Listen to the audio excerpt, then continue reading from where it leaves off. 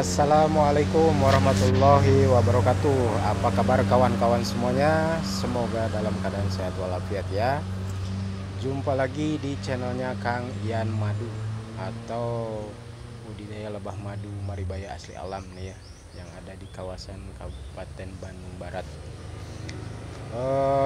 Pada video kali ini Kang Ian pengen mengajak kawan-kawan semuanya untuk lebih dekat lagi mengenal jenis-jenis lebah yang ada di penangkaran Kang Ian, khususnya jenis-jenis lebah yang bisa dibudidayakan di Indonesia ini ya.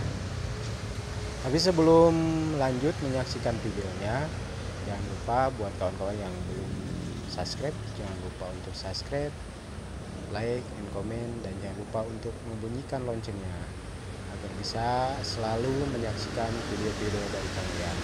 Kawan-kawan semuanya, ini dia ya, salah satu lebah yang dibudidayakan di penangkaran madu Maribaya asli alam. Ini kebetulan bukan sombong ya, ini penangkaran Kang Ian langsung nih. Nah, ini adalah jenis lebah Apis cerana.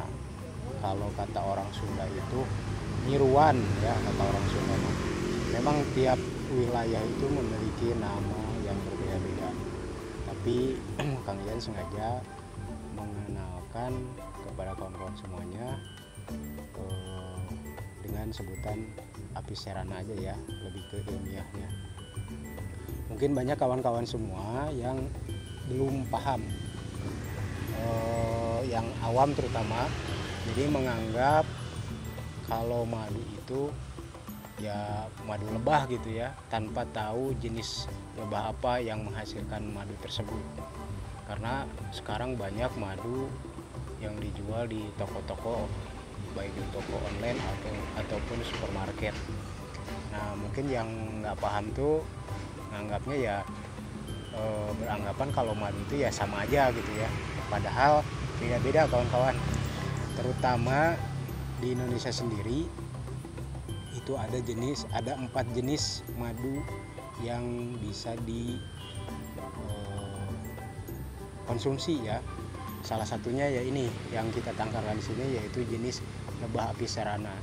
Jenis Apis cerana ini adalah lebah asli Indonesia ya, penyebarannya sekitar Asia Tenggara. Dan jenis lebah ini banyak ditemukan di hutan, perkampungan ya. Biasanya ini bersarang kalau nggak di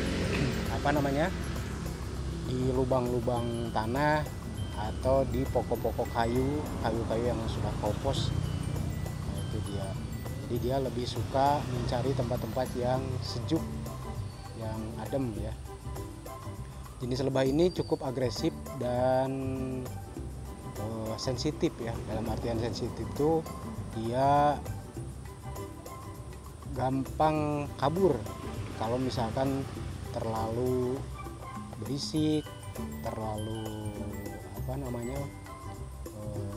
terganggu gitu kan. Selain kabur juga lumayan dia agresif menyerang.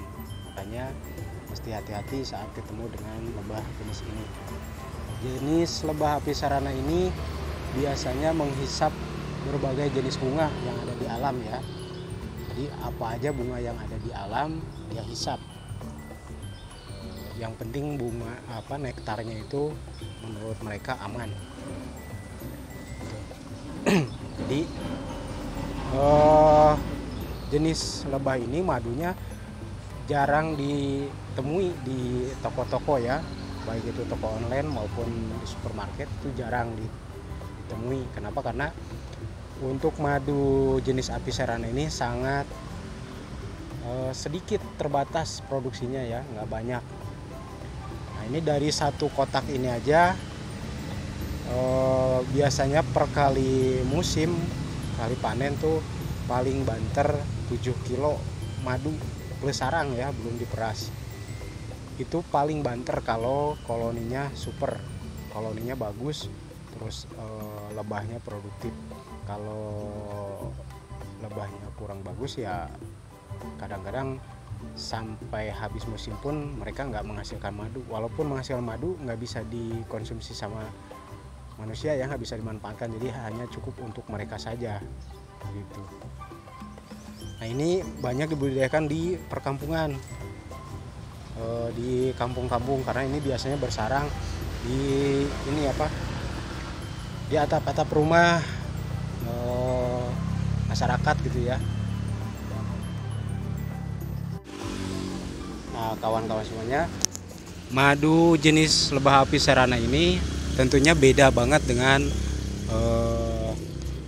madu lebah apis mellifera ya, apalagi apis dorsata, karena apis mellifera itu adalah jenis lebah Eropa yang aslinya itu dari Eropa, diimpor terus dibudidayakan di kita gitu ya.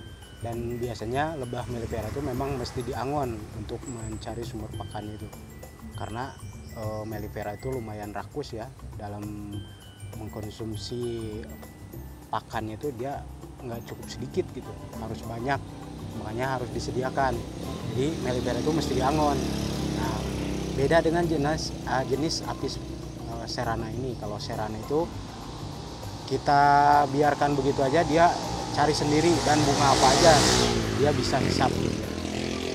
Apalagi dibandingkan dengan apis dorsata, pasti jauh berbeda ya, karena apis dorsata itu adalah jenis lebah hutan liar gitu ya, jadi nggak bisa dibudidayakan.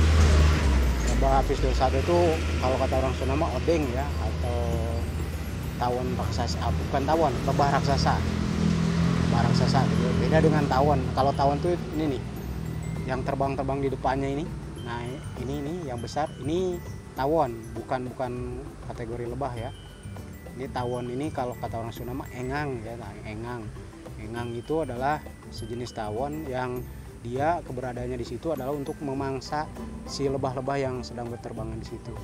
Jadi jangan salah paham bahwa itu bukan ratu ya, bukan ratu. Kalau ratu lebah itu ada di dalam. Dia itu adalah jenis tawon yang sengaja sebagai predator menangkap lebah-lebah yang berterbangan di situ. Itu engang, dia tidak menghasilkan madu, walaupun ada mungkin hanya untuk mereka saja ya. Beda dengan lebah. Nah itu perbedaan antara apis serana dengan apis mellifera, apis dorsata itu beda.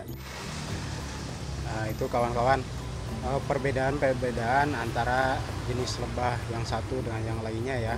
Jadi antara apis mellifera, apis serana, apis dorsata, apalagi trigona yang lebah tanpa sengat itu jauh berbeda ya.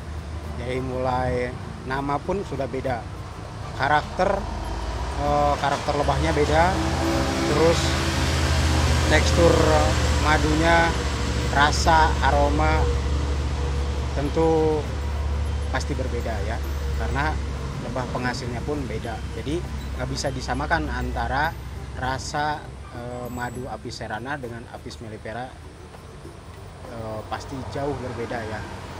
Jadi untuk kawan-kawan yang kebetulan sebagai penikmat atau pecinta madu, mesti hati-hati ya di saat kita membeli atau mengkonsumsi madu, karena sekarang banyak sekali pedagang-pedagang yang kurang jujur ya. Jadi mereka hanya mencari keuntungan semata. Di saat kita misalkan membutuhkan madu hutan, tidak jarang yang dikasih adalah jenis madu apis mellifera, padahal beda ya antara kawan-kawannya. Jadi buat kawan-kawan yang kebetulan mau membeli madu lebah, jadi mesti hati-hati ya. Sekarang banyak pedagang yang memanfaatkan ketidaktahuan konsumen. Jadi dengan seenaknya di saat kita membutuhkan madu hutan, mereka kasih madu mellifera. Itu mungkin sedikit penjelasan dari Kang Ian ya. Itu yang Kang Ian tahu.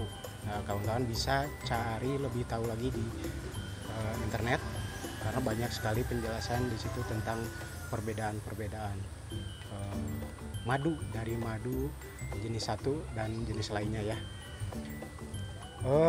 Sekali lagi Kang Ian ucapkan terima kasih buat kawan-kawan yang selalu setia menyaksikan video Kang Ian. Jangan lupa sekali lagi buat yang belum subscribe, jangan lupa untuk subscribe, like, and comment, dan jangan lupa untuk menekan tanda loncengnya ya, biar selalu bisa menyaksikan video kalian selanjutnya.